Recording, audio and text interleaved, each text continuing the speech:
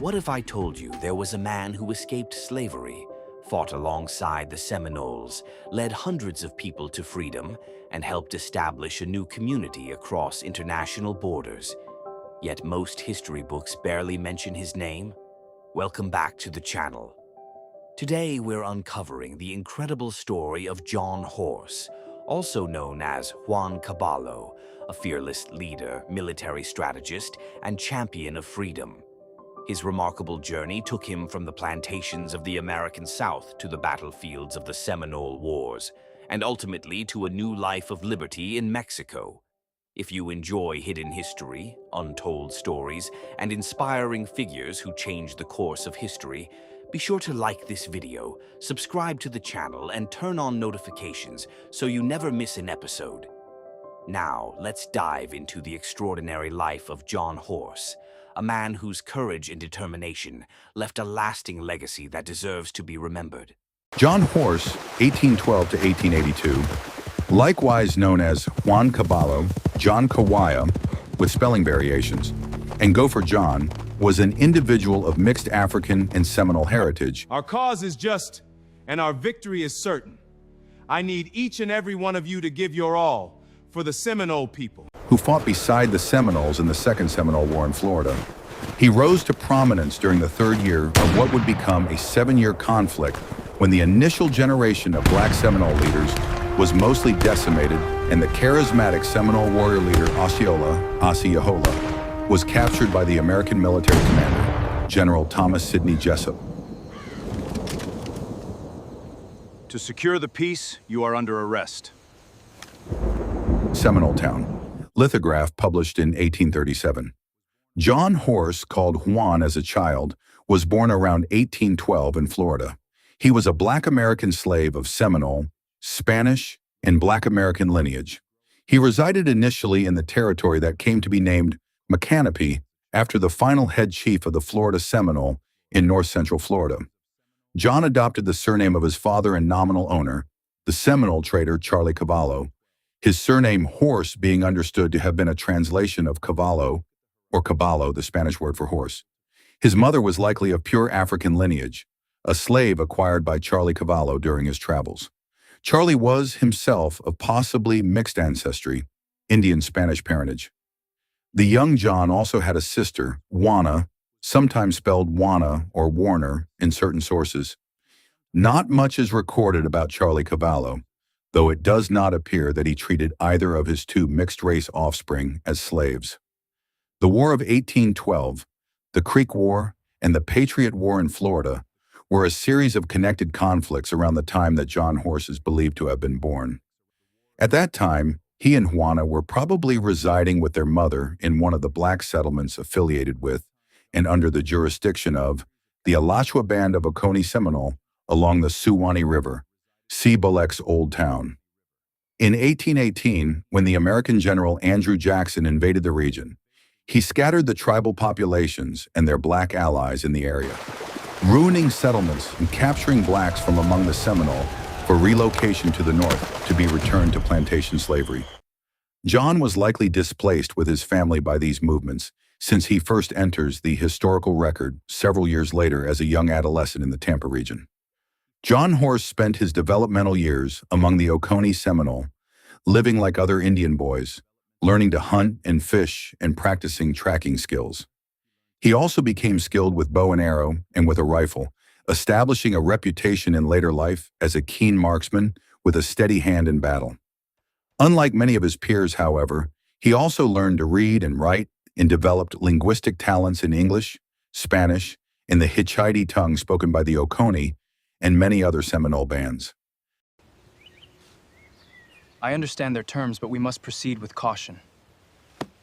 Osceola nakoste, vulva vemet kurfte. We can assume that he was also conversational in Muskogee, the tongue of the Upper Creek Indians, see also Red Sticks, from whom the great Seminole war chief Osceola hailed, see also Peter McQueen, because in his adult years, he would serve as one of Osceola's main translators when dealing with the Americans, though Osceola himself spoke some English.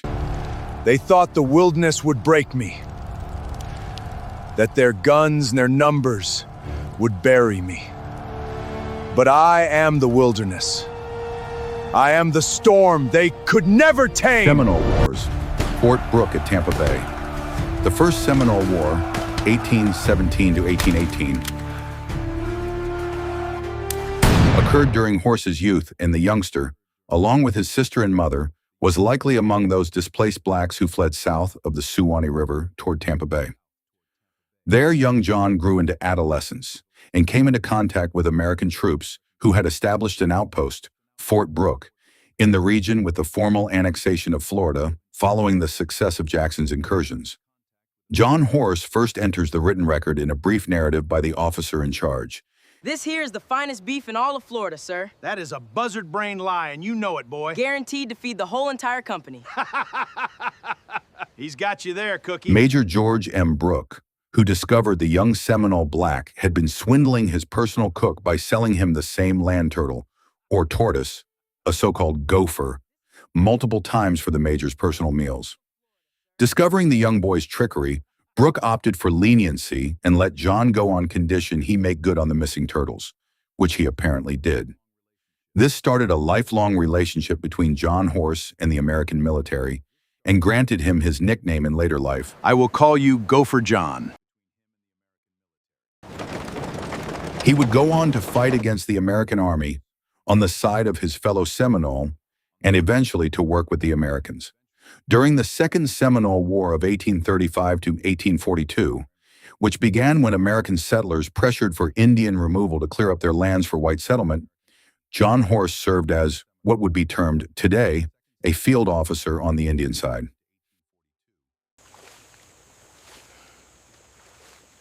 The chief says he will not sign the treaty. This land is not yours to take, as we will not surrender this land. At first an interpreter for the Indian leaders, since few of them spoke English while their black allies did, he also became a lower-level war chief.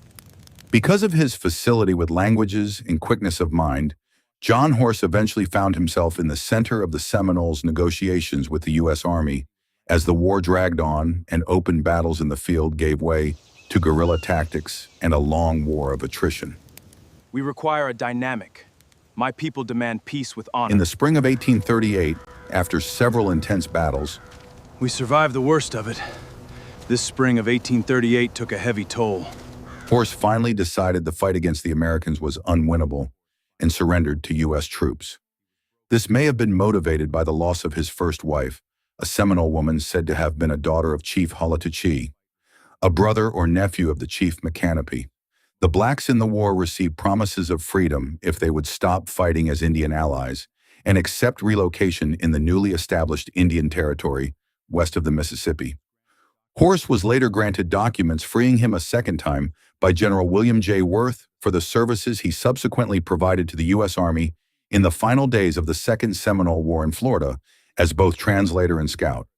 But his initial decision to cease fighting had been in response to the offer of a previous general, Thomas Sidney Jessup, who had made the first promise of general freedom to all escaped slaves and their children willing to surrender and accept removal.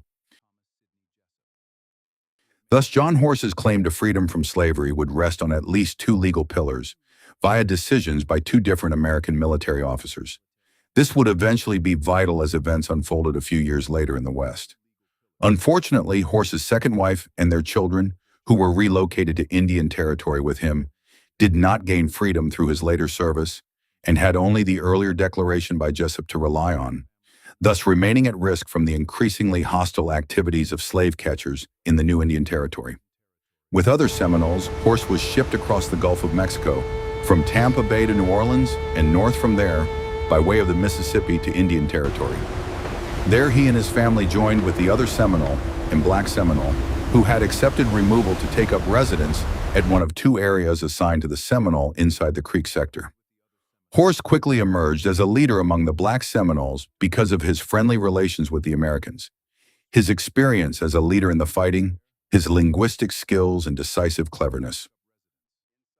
We need you to convince the others to surrender. I will speak to them, but the choice must be theirs. John, we need you to help us bring them in. I will do what I can, Colonel. In the new territory, John Horse worked occasionally for the Army as an interpreter and sometimes as an intermediary for the officers and the Indian leaders. Asked to help convince the remaining Indian fighters in Florida to surrender and relocate to Indian Territory, as he and others had done, he returned to Florida in 1839 to act as go-between with one of the last Seminole war chiefs. Koakuchi, my brother, the fight is over. I cannot fight the inevitable. Kokuchi, Wildcat, eventually convincing his old friend to accept the inevitable and come in too. John Horse was sent back to Indian Territory in 1842 as part of a group of about 120 other exiles, once the Army felt he had completed what they needed. The Army felt he had completed what they needed.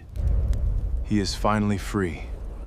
For your service in our long war, you are now a free man. In Indian Territory again, the exiled Seminole leadership finally voted freedom for John Horse too, around the year 1843 in light of his services to the Seminole during their lengthy war. At the time, the main chief, Micanopy, Miko Nupa, had nominal ownership over him. It was Micanopy, in concert with his council, who finally granted the black warrior his freedom from any claims of enslavement against him, which the tribe still held. Thus, John Horse had been freed 3 times, by Jessup's original declaration, by General Worth, who was Jessup's last successor, for services rendered, and by the Seminole leadership. Only the first of these actions applied to John Horse's second wife, Susan, daughter of the black leader July, and their children, however, and that action would soon come into serious question. Conflict arose in the territory because the transplanted Seminoles had been placed on land allocated to the Creek Indians since the U.S. government had failed to recognize the tribal differences between the two peoples. The Seminoles were a loose amalgam of Creek bands which had detached themselves from the Creek Indian Federation a century earlier and relocated to then Spanish Florida, although they had continued to maintain ethnic and some kinship ties with their northern Creek brethren in Georgia, Alabama, and part of the Carolinas. Because the Creeks had adopted the American institution of chattel slavery, while the Seminoles had not done the same, they lived in very different ways. Your people walk free on our land. The dynamic they bring threatens our laws. The Council will not tolerate this. The presence of free blacks among the Seminoles on Creek land and under the nominal sovereignty of the Creek Tribal Council caused friction between the two groups. The free blacks threatened the Creek slave-holding status quo because their very existence tempted the Creek's own slaves to challenge their status and provided an enticing target for Creek and affiliated groups seeking to acquire more slaves. Creek slavers and those from other Indian groups, and some whites, soon began raiding the black Seminole settlements to kidnap and enslave anyone they could get their hands on. There's come another wars!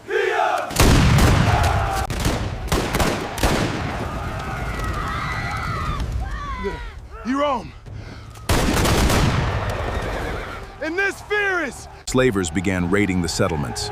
And John Horse quickly became a central focus for organizing resistance to these encroachments, as well as the lead spokesman for his fellow black Seminoles. In one case, when some slavers succeeded in capturing Dembo Factor, a veteran of the Seminole War, John Horse and his on-again, off-again ally, Kokuchi, Wildcat, who had hopes of succeeding Micanopy as leader of all the Seminoles and who opposed living under the Creeks, protested. The Army, responding to their concerns, demanded and got Factor's release, but neither they nor the Creek Tribal Council pursued charges of kidnapping against the suspected slavers. They got Factor's relief, punished these kidnappers. The slave raids continued as tensions mounted. Seeking a solution, We are a separate people, and have been so for 100 years. We demand the land grant that was promised to our people. in 1844, John Horse traveled to Washington, D.C. with a delegation of Seminoles, including Kokuchi, to argue for a separate land grant for the Seminole on the grounds that they were and had been a separate people for at least 100 years. Failing to secure the backing they needed, they returned to Indian Territory, but Horse traveled once more to Washington, this time on his own. You gave us your word, General. I will do what I can. Acting as servant to an officer's brother, to lobby General Jessup to live up to his earlier promises. Jessup was sympathetic and probably felt a little guilty for having been instrumental in the treachery that took Osceola off the field and led to that chief's death. However, he could not overcome political resistance in Washington, where pressure was growing to reverse his grant of freedom to the blacks who came involuntarily. Perhaps in response to John's advocacy, Jessup traveled to Indian Territory himself. He was now Quartermaster General for the entire U.S. Army, to arrange for the construction of new facilities at Fort Gibson, the Army's headquarters in the territory. While there, he compiled a list of all those who had surrendered under his order and validated it. He also offered them work on the grounds of Fort Gibson on a construction project he had initiated. As a result, large numbers of Seminole blacks left the two Seminole settlements, Deep Fork and Little River, to resettle outside the fort's walls under Army protection. Once the work was done, however, They chose to remain, creating a new flashpoint with the Army. We must remain and defend our freedom. The slave catchers and the Army will not stop. the blacks chose to remain because of the ongoing raids of Creek, Cherokee, and so-called half-breed slave catchers, creating yet another flashpoint of contention with the Army and the slaver gangs. John Horse himself was attacked by unknown assailants at one point.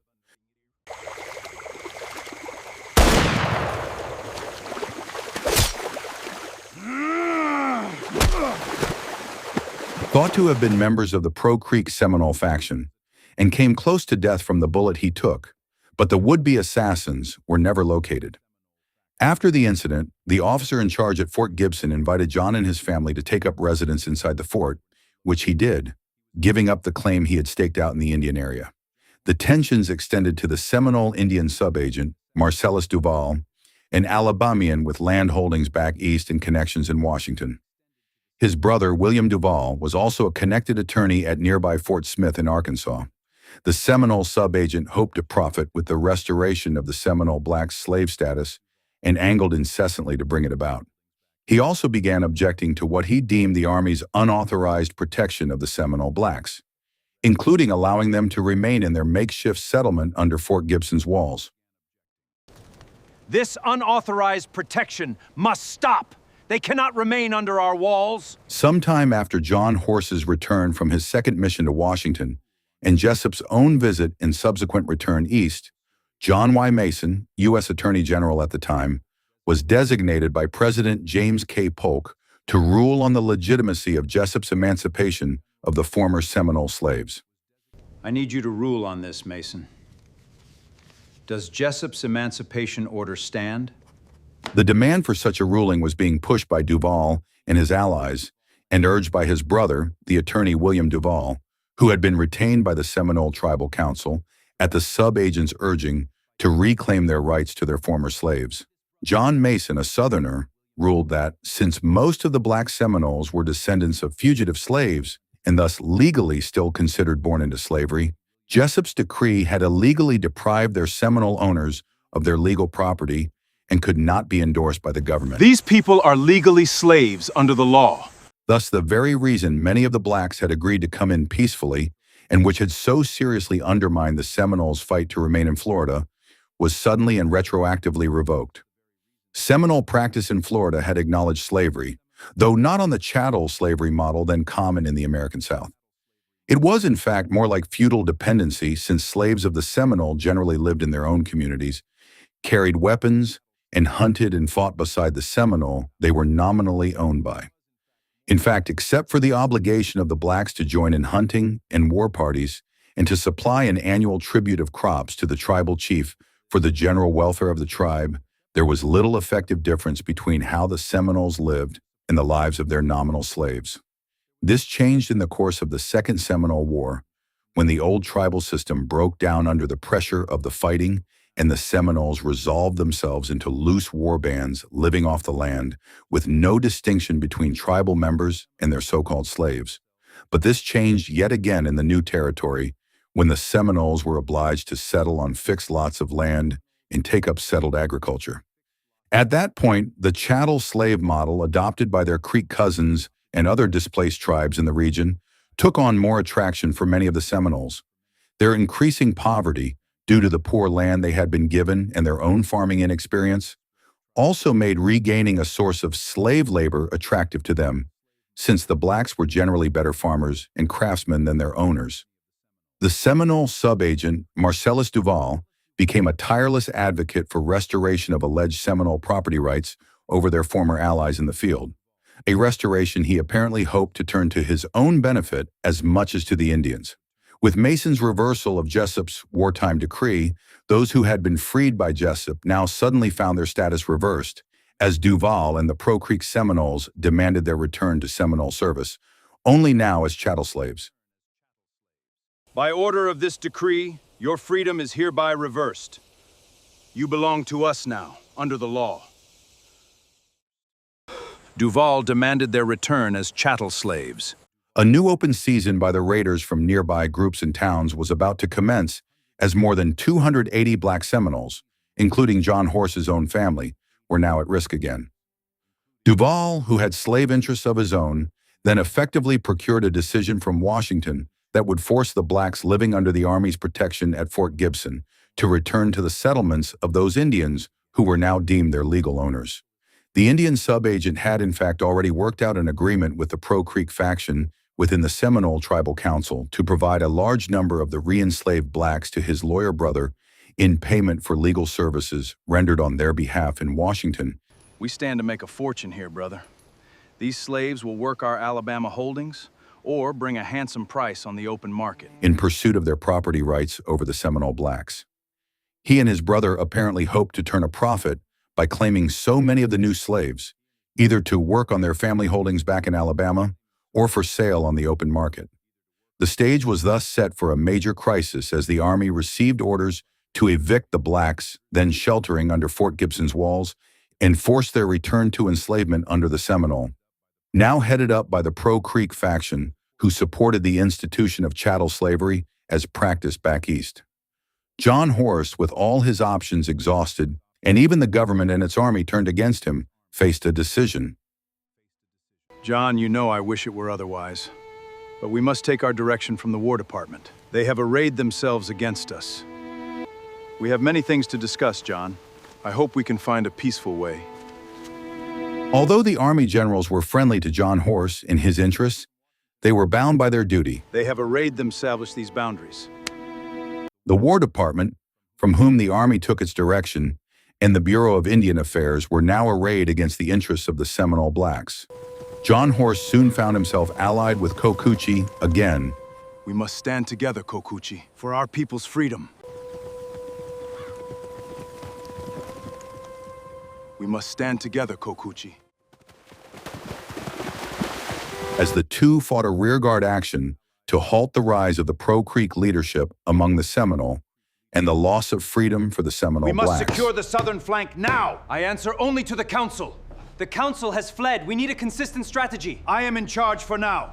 We must reinforce the southern flank now! No! All troops must concentrate on the capital! This is the third time today. They care only for their own power! The two men wrangled with the various generals who quickly succeeded one another, while the generals themselves played a delaying game with their Washington superiors. We must continue to delay their demands. Washington can wait a little longer. A little longer. Supplies are running low. Eventually, however, McCanoppy's death ended the stalemate, and the Army could no longer delay evicting the ad hoc black settlement around the fort and sending its people back to certain enslavement. John Horse took charge of the exodus from Fort Gibson, but instead of taking his people to the site Duval, the Indian agent, had selected for them close by his agency, Horse and another ally, the black scout Tony Barnett, settled them at a place on the Little River he named Wewoka, farther from the creek in the Seminole agency than Duval had counted on. Settling in, they set up defenses against the gangs of slavers, who quickly flocked around the black settlement. We must send Duval to Florida. Let him think it is his own idea. This plan will get Duval out of Wewoka. Send him to Florida. John Horse and Barnett settled on a plan which involved getting Marcellus Duval out of the way by inducing him to head off to Florida on a temporary mission. This mission will redound to our interests, gentlemen. Florida holds fortune for us all. Which he thought would redound to his interest. To facilitate his agreement to make the trip, Barnett, also affiliated with the Seminole, offered to serve as scout and translator. I will serve as your scout and translator. You know I can get you through. I am coming back for my son.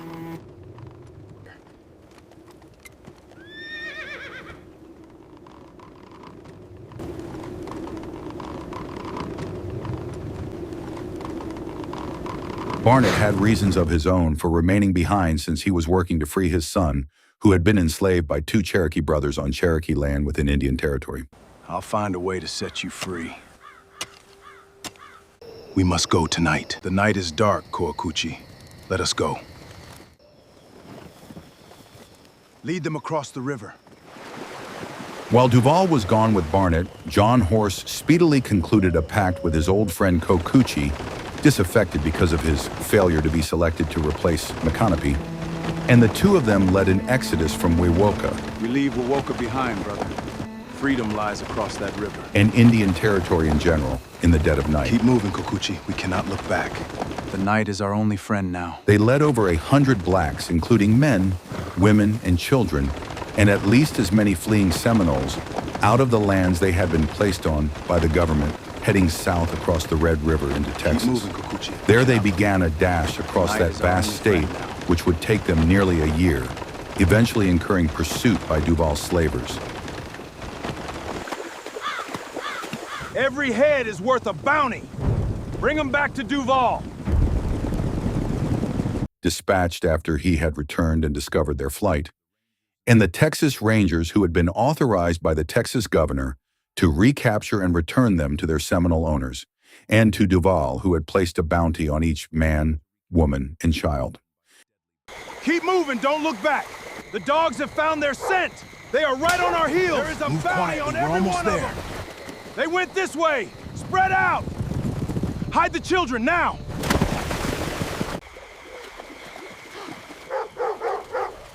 Keep moving, they're right behind us.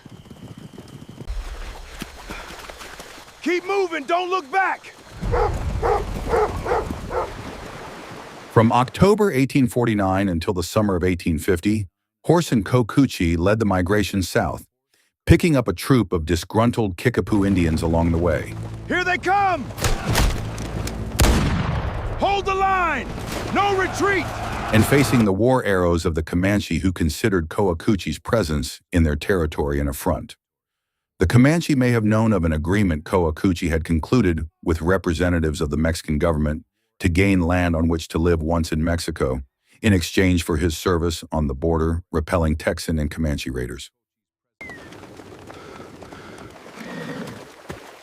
It has been a long road, Koakuchi. After a pitched battle with the Comanche, the fleeing party had to cross a desert region, meeting up with an old adversary, Major John T. Sprague. Long way from home, isn't it? We are home, Major. At the springs of Las Moras, just north of the Mexican border. That encounter is described in Sprague's own journals, which he compiled to document an expedition of supply wagons he led across southern Texas to resupply the outpost at today's El Paso, then the town of Franklin. Sprague had been a young captain back in Florida and had known both John Horse and Wildcat there, having been involved in the latter's initial and then his final surrender. The three men sat into the night reminiscing and drinking from a bottle of liquor Sprague had supplied. We have seen many difficult days, Wildcat. The Florida rivers remember our names, Captain. But sometime in the early morning hours, the Indians learned that someone from the army camp had secretly gone to a nearby town to alert the Texas Rangers of their presence. Whether Sprague himself was implicated remains unknown. In the pre-dawn hours, John Horse and Koakuchi woke their people and secretly departed the camp at Las Moras to make a last desperate dash to the Rio Grande. There they built makeshift rafts to ferry their people across.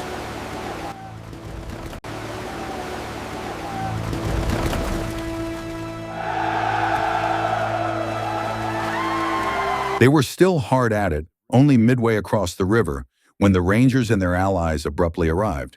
But it was too late, and the Seminoles and their black allies, with the Kickapoo who had joined them, got across and made contact with officials in the Mexican state of Coahuila. There, in return for a pledge to fight all invaders Saludos, and raiding señores. parties from Texas.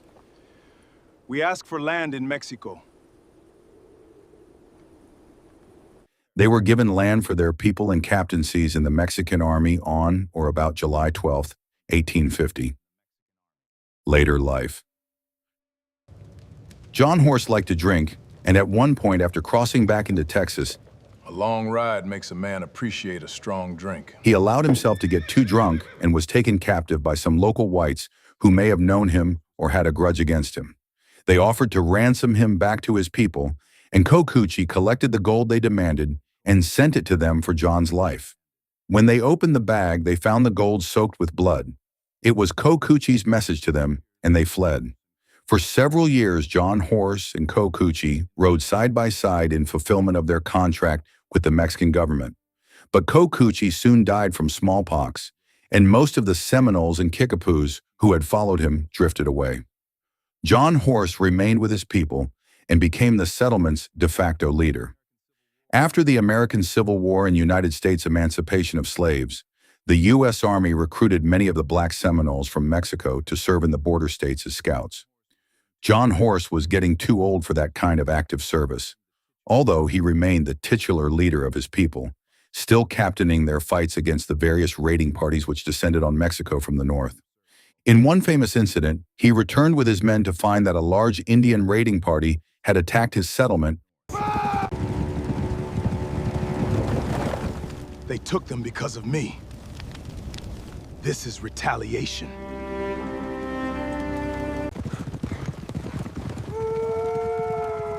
Halt!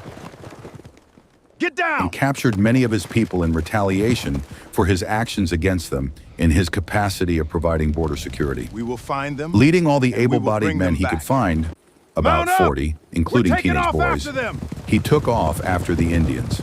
The raiders tried to draw the Seminole blacks into a canyon, but John Horse, sensing the trick, ordered a halt and dismounted his men. He had been a wily commander back in Florida and still possessed a well-developed perceptive faculty for this sort of thing. Hold your ground! When the Indians lying in wait within the canyon saw that the blacks were not deceived by their ruse, Fire! they made a head-on frontal assault against the black force. Reload! We must turn them back! John Horse's men had only single-load rifles, mostly of vintage And type, make every single and when they shot had count. discharged their first volley, it failed to turn We the must Indians hold who this just line kept coming all at them. costs. As the men scrambled to reload their weapons, John Horse stepped out in front of his men and leveled his own empty weapon at the oncoming chief, taking deliberate and careful aim. He had always been a crack shot, and the Indians knew it.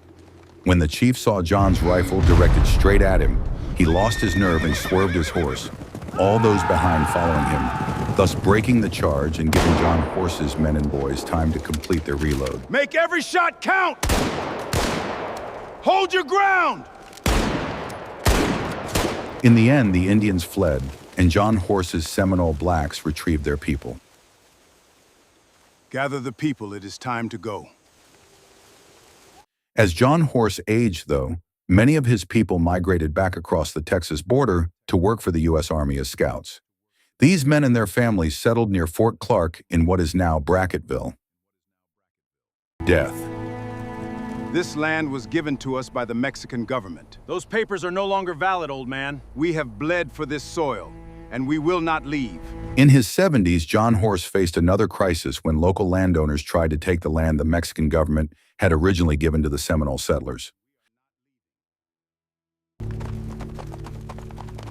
I ride to Mexico City for our land. We must put a stop to this land grab. John Horse rode out once more into Mexico City to obtain reaffirmation from the government of their land grant and to put a stop to the local land grab.